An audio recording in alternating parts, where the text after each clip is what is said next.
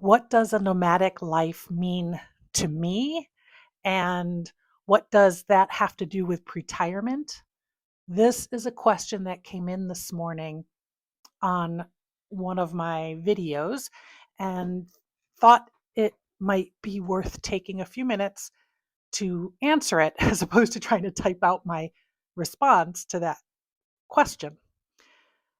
My name is Amy Palmer. I am your Gen X Big Sister. I talk about lots of things that have to do with pretirement, which I consider the last 10, 15 years ish before we feel like we might retire. And I've been talking about all topics related to that lately. Today, I'm going to talk about my nomadic lifestyle and what does that have to do with anything. So I'll tell you, it was not a particular goal of mine. It was not something that I specifically set out to do. It was not even in my mind. When I left my corporate executive role in spring of 2022, when I downsized my belongings, when I packed everything up, when I left California, I was not intending to live a fully nomadic lifestyle. I didn't know what I wanted to do.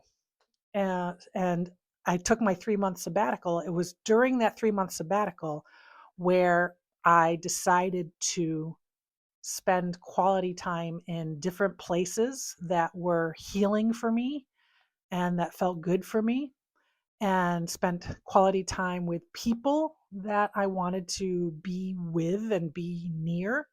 And so I was somewhat nomadic during my sabbatical. And I thought that what I was doing, and I think this is what I told people at the time, was checking out different places to figure out where I wanted to settle down, where I wanted to land. I think that was the original intent.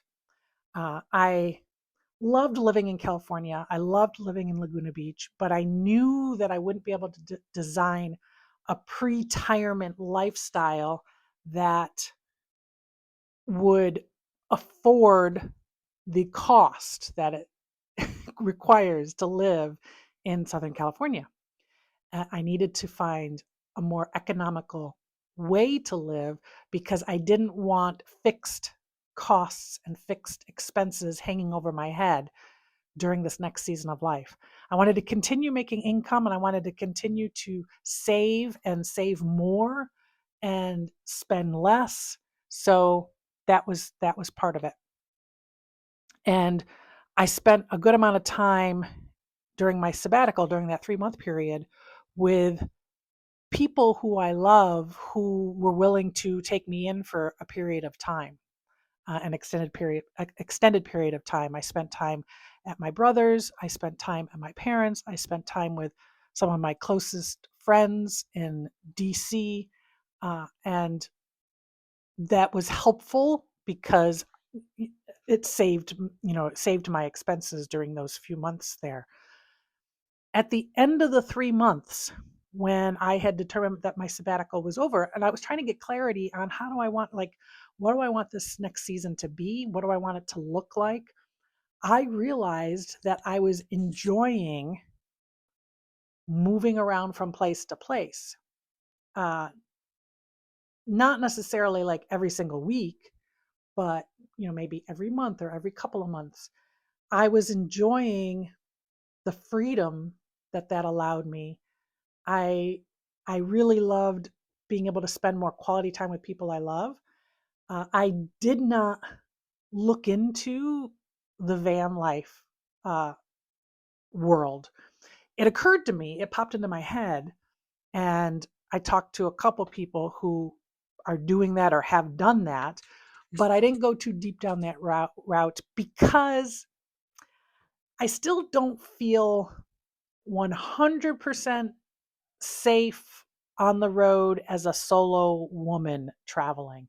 And so I imagine that solo van life for a woman my age, or I don't know, maybe a woman that, for me anyway, the safety aspect of it.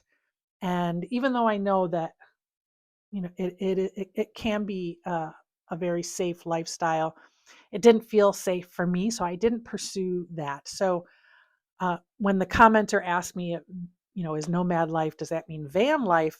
No, nomad life just means that you don't have a full-time residency that you are staying at the majority of your time. And while I didn't want to do that, I still wanted to continue to explore. I still wanted to continue to spend time with different people. And the way that I do it is through Airbnb and through an app called Furnished Finder. Furnished Finder is a similar thing to Airbnb. They just specialize in longer term rentals, like a minimum of 30-day rentals.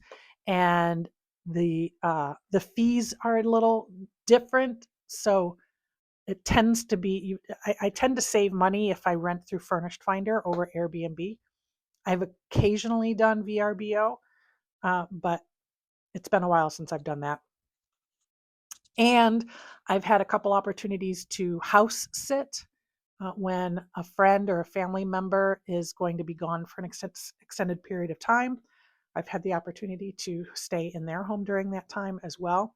So it has consisted of lots of different ways to, set up housing for myself. And the way that I design, like some people ask, well, how do you determine where you're going? What does that look like? When I wrote the Grown Up Gap Year playbook, uh, I mapped out exactly how I go about doing that. But my answer to that question is I make the decision based on people and events. So I look at my year and I look at who do I want to see this year? Who do I want to spend some quality time with?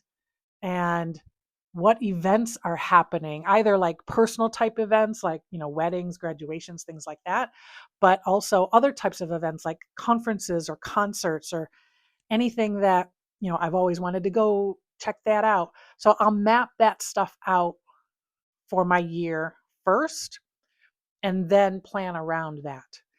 I have had more luck looking for Airbnbs during off-peak seasons and staying in smaller towns and not such touristy towns, going off the beaten path a little bit, which I enjoy doing because I like to have a really pleasant surrounding. I like to be staying in a really nice place, and it feeds my creativity. And I like to be in a location where I can explore the local nuances as well. So even at the end of my sabbatical, when I was like, okay, well, part of my pre-retirement plan is going to include nomadic living, I figured I would do it for a couple of years. I also wanted to incorporate international stays. I have done that a handful of times. I would like to do more international stays, but I didn't necessarily think I would be doing it as long as I have been doing it. I'm surprised. I don't really have a desire to stop it right now. I do like longer stays. I like longer stays in one place, and I like longer stays where I'm on my own. I love going and visiting people and being with them for a little bit and then having some solo time after that as well. So I'm starting to see like what my preferences are and how to design things that way. But I keep it within a budget, and I plot it out as far ahead as I possibly can. And in terms of, well, have you found a place where you think you're ultimately going to settle? I don't know that I'm going to settle in pre-retirement. Maybe closer to retirement, a little later down the road, I might stay in one spot. I will probably start to look at what a home base might look like.